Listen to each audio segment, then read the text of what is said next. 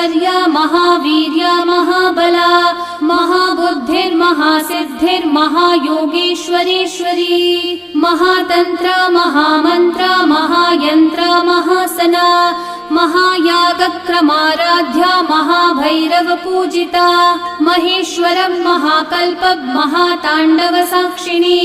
महाकामेश महिषी महात्रिपुरसुन्दरी चतुष्षष्ट्युपचाराढ्या चतुष्षष्टिकलामयी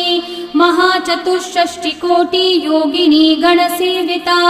मनुविद्या चन्द्रविद्या चन्द्रमण्डलमध्यगा चारुरूपा चारुहासा चारुचन्द्रकलाधरा चराचर जगन्नाथा चक्रराजनिकेतना पार्वती पद्मनयना पद्मरागसमप्रभा पञ्चप्रेतासनासीना पञ्चब्रह्मस्वरूपिणी